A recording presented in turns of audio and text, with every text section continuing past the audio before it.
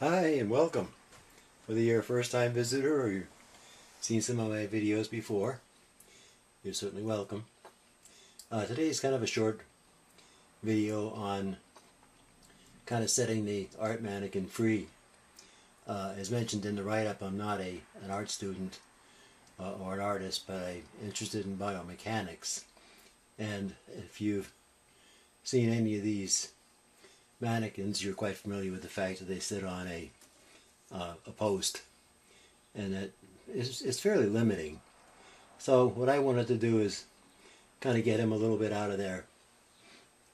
And they do sell ones with magnets in them, and from the reviews that I've read, they're actually pretty poor.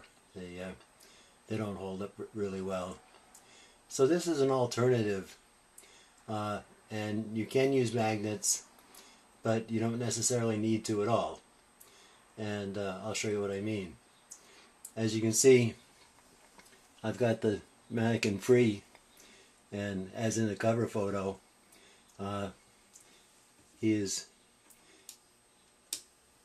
in the position to either be at the starting line of getting ready to take off to run, or alternatively, if I take the cookie sheet and turn it this way, of course he's climbing the wall.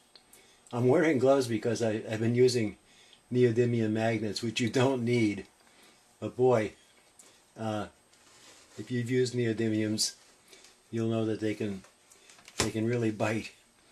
So it stops at least, real damage to the fingers. So here's the trick that I came up with after a discussion with my son about how easily we can do this, and this is how easy it is.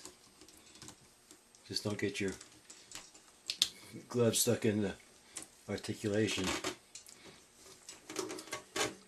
It's using Velcro, and actually it's called hook and loop fastener, and Velcro is the trade name. That's what I use. It's manufactured right here in New Hampshire, and this happens to be a roll of both hook and loop, and this is what they look like. These are the loops, and I have a picture on the website, close up, and these are the hooks. And of course, if you've used Velcro, you'll know you put them together and they stick, and you pull them apart. So that's kind of the theory here. If you know where you want to put everything, you can just put the hooks on the magnets, and then place the magnets wherever you want to. And then you, with the Velcro loops on the appendages, you can quite easily see that this is going to stick in any position that you want. But you don't need the magnets if you don't want to. If you know where you want to put your mannequin, you can just cut the hooks. Just take the hook section and cut little squares and place them wherever you want to put your mannequin in the correct position. Now this is a 12-inch mannequin, and that's one of the largest. But this really seems to solve many of the problems, and it's Velcro is or the hook and loop fasteners are so readily available in different colors, and online they're in fabric stores, they're in hardware stores. It doesn't even necessarily need to be Velcro. There are a number of manufacturers.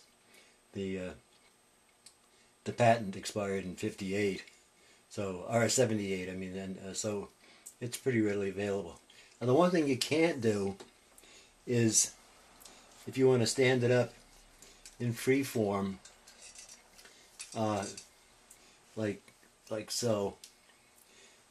If you wanted to do this, you can't, because the ankles are articulated. so it'll tip over. So yeah, there comes. The Velcro really does work.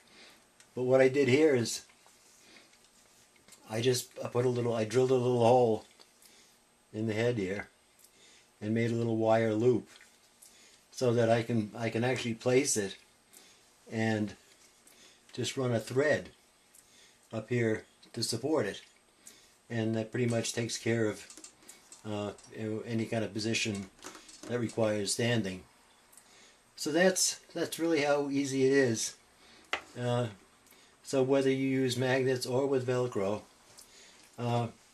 if you want to, you can head over to the website, and there I have the write-up on how the hook and loop fastener was developed, and also I have a reference to the patent number, which shows how the springs were made, or at least in 1945, which seems to be one of the really early patents for these mannequins. So that's kind of interesting too. So head on over to the website if you want to. I'll link link to it, and there's a lot of other stuff on the website. It's an open source, free website, and we hope to see you there. And I hope this is a little bit helpful. So hey, it's time to set your mannequin free. Thanks an awful lot for watching. This is Ken.